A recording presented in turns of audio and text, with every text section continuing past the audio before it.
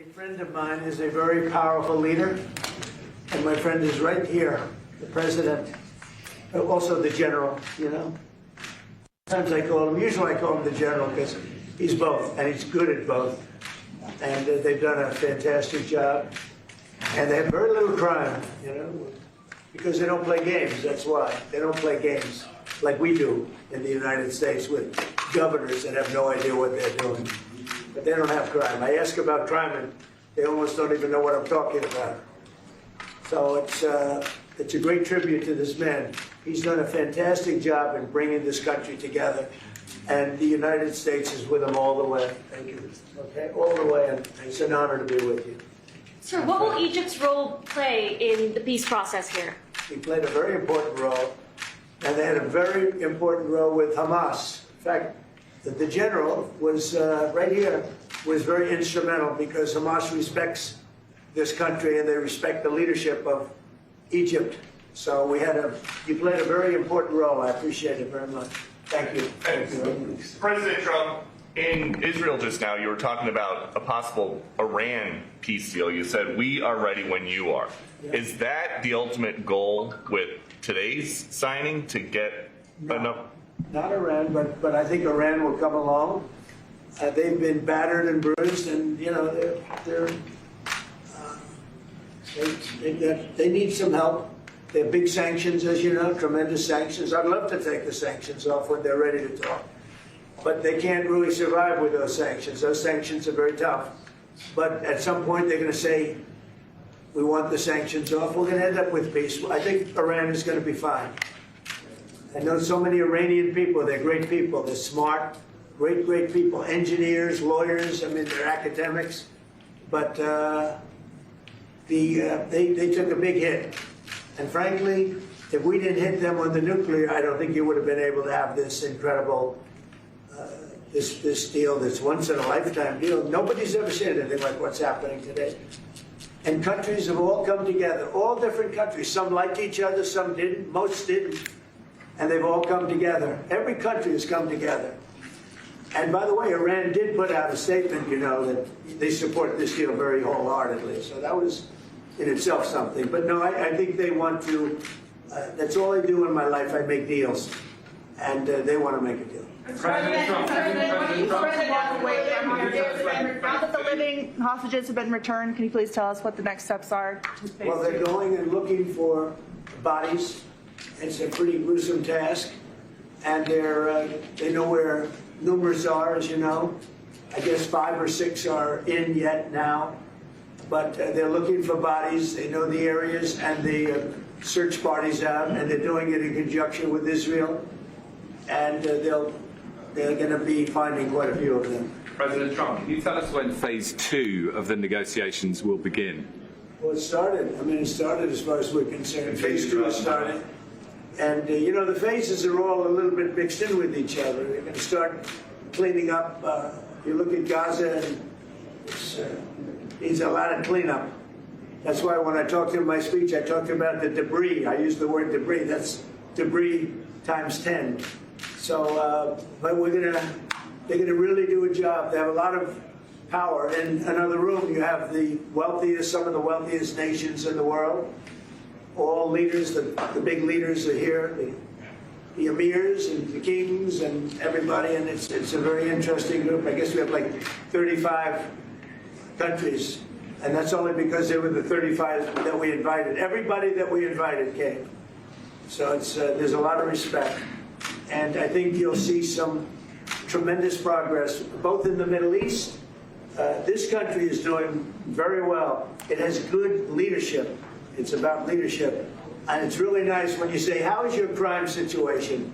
And they don't even know what you're talking about. What do you mean crime? We don't have crime. Because if he has crime, he puts it out very quickly. Some people think that's not nice, but I think it's great. Because people don't want to be mugged and smashed, and they don't want to be stupid people. They have a place that is doing very well. We're very proud of him because we knew each other from the beginning. The first time I met, it was in a hotel, and I was going to meet him, and then Hillary Clinton was following me. Remember Hillary Clinton? And he liked me so much, he never even got to see Hillary. He saw her for about 2 seconds. But he didn't really want to waste a lot of time. He knew what was going to happen. But that was the first time we met, and we had a very good chemistry together. And it continues till today. So I want to thank you all very much. I appreciate the way you covered this really momentous, I've never seen anything like it. The level of love, the level of respect for what it is. And it's, you know, it's peace in the Middle East, and everybody said it's not possible to do. And it's going to happen, and it is happening as before your very eyes. And that's why it's become so fascinating. Marco, do you have anything to say? Egypt's been a phenomenal participant. I think both Steve and Jared will tell you the critical role they played, and they can tell you themselves. They hosted the talks here, and they're going to play a very important role now in the follow-up, the implementation of this, which is really, it's not simply about restoring Gaza, it is about transforming the region. So we have an incredible partner, a long alliance, very capable partner here, and a tremendous collection of leaders. This is clearly, in my mind, I think in the mind of everyone in this room, probably one of the most important days for world peace in 50 years. And that's not an exaggeration. Only 50? Maybe 100. Certainly since the end of World War II, Mr. President. Mr. Witkoff and Mr. Kushner, I'm curious, you played such an important role in the tactical negotiations here. What will your role be going forward as a lot more has to be brought to the table here? Oh, the minute we had inked the deal, Jared and I were already working on the implementation side of the deal. So we're dug in. We'll be here quite a bit. That's at the direction of the president. That's probably going to be one of the most important phases here. Jared is remarkable to work with. I talk about it all the time. And of course, we both love working for the president. So it's feels like a very honorable job. Mr. President, would you like to say something with the interpreter? Yes. اسمحوا لي في البداية أن أنا أرحب بفخامة الرئيس. وأنا سعيد وكل شرف في وجودك في شرم الشيخ مدينة السلام. يسمح لي فخامة الرئيس أن أنا اسمي باسم كل المصريين ويمكن حتى بكل محب السلام نوجه لك التحية الأخيرة بالاحترام على تحية هذا الإنجاز الرائع والعظيم. Well, first of all, Your Excellency, I welcome you to all the Egyptians and all peace-loving people salute you with all respect for this great achievement. Around the world, salute the appreciation and the respect for this unprecedented and momentous accomplishment by your hands. أنا كنت متأكد فخامة الرئيس أنك الوحيد القادر على تحقيق هذا الإنجاز وإنهائه. I've been very confident that Your Excellency is the only one who is capable. I was certain, Mr. President, that it is you, only you, is capable to make this achievement and to end the war. أنت وحدك القادر على تحقيق السلام في منطقتنا. I even said that very precisely during my communication with Your Excellency. That you are During my communication with you, I mentioned this precisely. I told you, only you, is capable of making peace.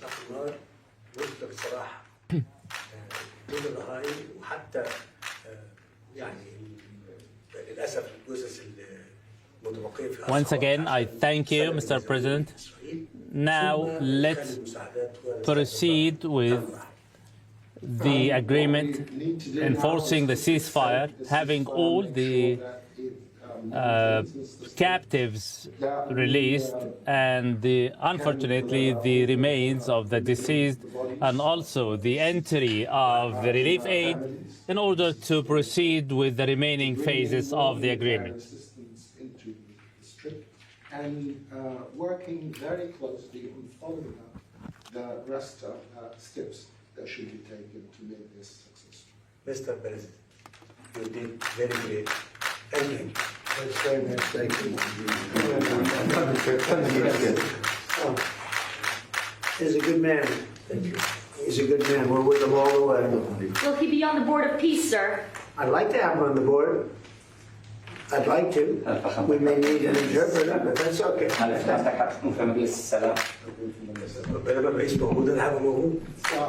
long as the president is present, I will be too. The Board of Peace, I'll be there. We've had many leaders want to be on the board, actually. The Board of Peace, it's taken on, Steve, I'd say a life of its own. Do you want to discuss that, what's happened? I think we have a long list of applicants to be on that board. Everybody wants to do it. That's very nice. That's better than the other way. Usually it's the other way. Nobody wants to be on the board. But it's really taken on, this whole thing has taken on a life that's very different. So it's been really a great honor. And you people have done a fantastic job, I want to tell you. We appreciate it very much. Thank you very much, everybody. All right, thank you, guys. Hold it 1 second.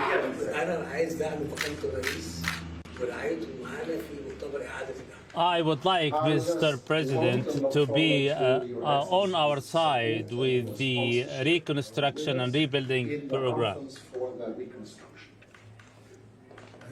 Thank you. 100%. Thank you. Thank you, everybody. All right, thank you, Brad. You guys, let's go. Thanks, guys. Let's head out. Hello, I'm Marlene Saeed. It's just gone 10 minutes past 15 GMT. You're watching Al Jazeera's continuing coverage of the first phase of the 20-point ceasefire plan for Gaza. In the past hours, we've watched as the Israeli military released nearly 2,000 Palestinian prisoners in exchange for the 20 living Israeli captives. That was, of course, shortly followed by President Trump's address to the Knesset. Now, of course, our attention turns to Sharm el-Sheikh in Egypt. We just saw U.S. President Donald Trump seated side by side with the Egyptian President Abdel Fattah al-Sisi. Together, they are hosting a peace summit. Let's go straight to Mohammed Jamjoon, who joins us live from Sharm el-Sheikh. So, Mohammed, after quite a significant delay, 3.5 hours, I believe, Donald Trump just arrived in Sharm el-Sheikh in Egypt for the second phase of his Middle East visit. What are we expecting from the next few hours?